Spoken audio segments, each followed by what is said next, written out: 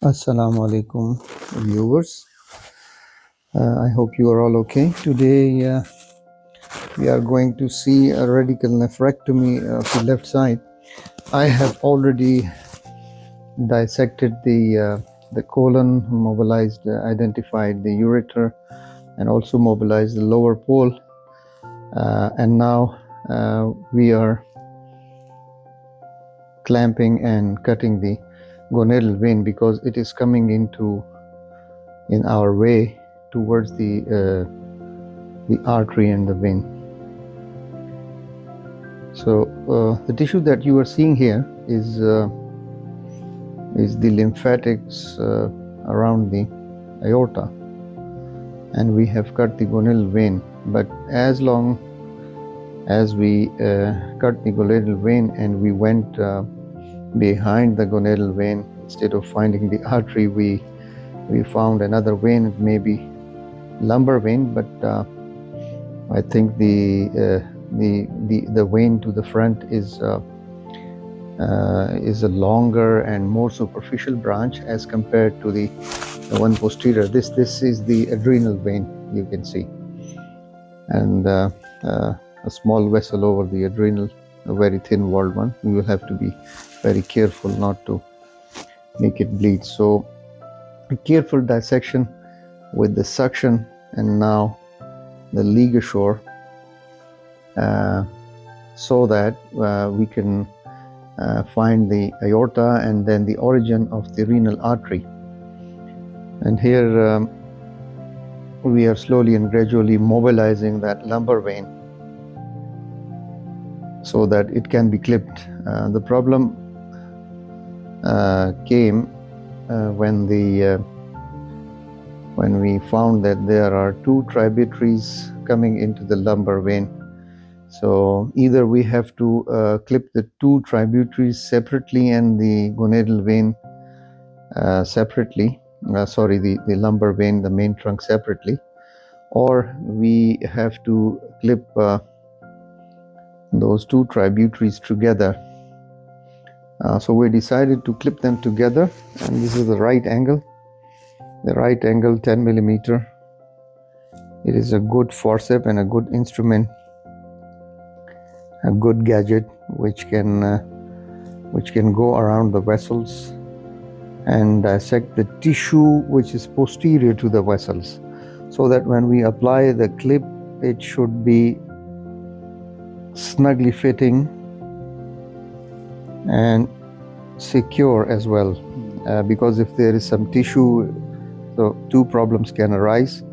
Either the clip will not be holding in the first place, or if it gets applied, it may get dislodged with further dissection and manipulation.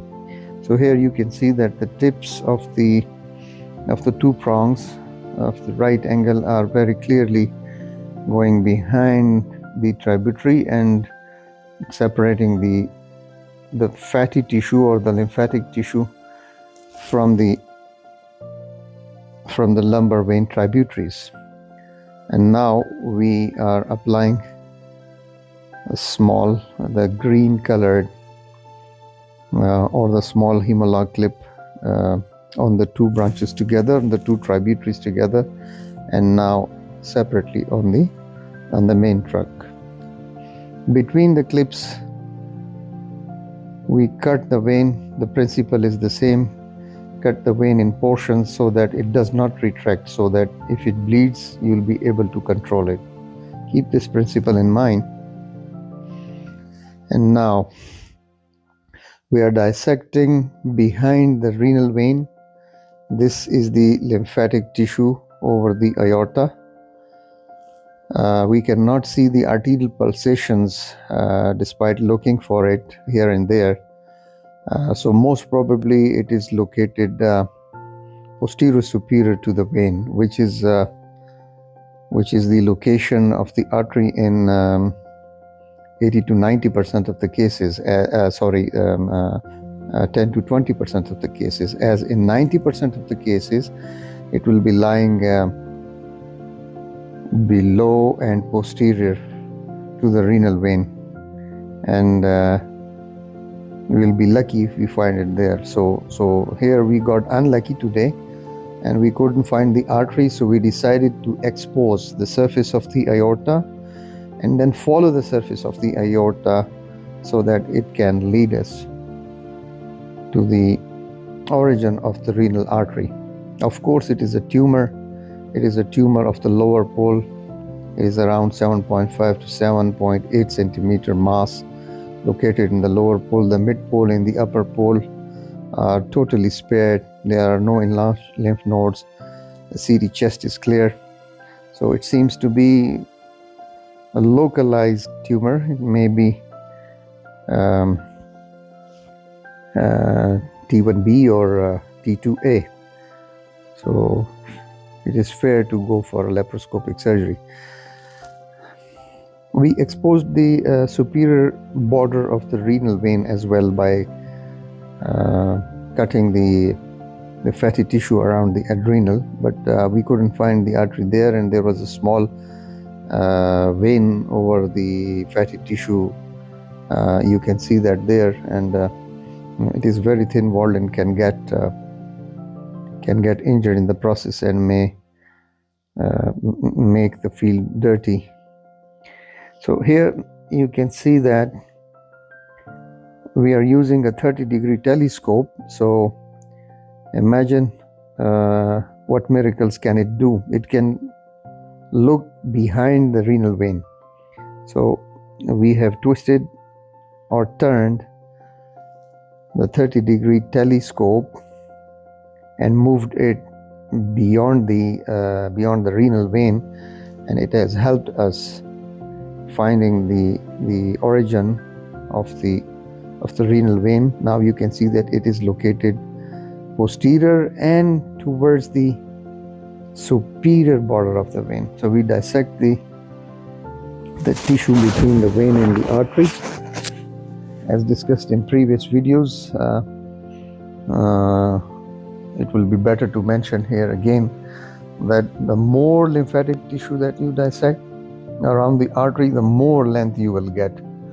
So we are dissecting that lymphatic tissue, number one, to gain the length of the artery, and number two, we are also trying to dissect the fat tissue or the lymphatic tissue, which is obscured from our view by the artery. So here you can see that a nice window has been created, and we can see the fat tissue behind the renal artery. So we can safely apply a clip now. After applying the clip, the vein will get smaller in size and the congestion will be gone, and then we will just cut the artery between the clips and do the rest of the arterial dissection. So this small vein has now started bleeding, but luckily it was maybe a small portion of the vein that opened, so we were able to deal with it with the ligashore. As you already know that the ligashore can control a vessel up to 7 millimeter of diameter. I don't know about the artery, but surely it does seals the vein if it is of 7 millimeter. So now what we are doing is that we are making a window above the vein, sparing the adrenal, sparing the adrenal gland here, and a window is created. So as the upper pole is clear of tumor, there is no tumor in the upper or the mid pole, so we can spare this adrenal gland. And as I mentioned, by the movement of the instrument, of the ligashore, that we will slowly and gradually move in a horizontal direction rather than in a vertical direction. So we go horizontally up towards the diaphragm, taking little bit of tissue. This tissue usually contains small vessels. You can see here the adrenal vein. So it contains small vessels between the upper pole of the kidney and in the adrenal gland, which can bleed.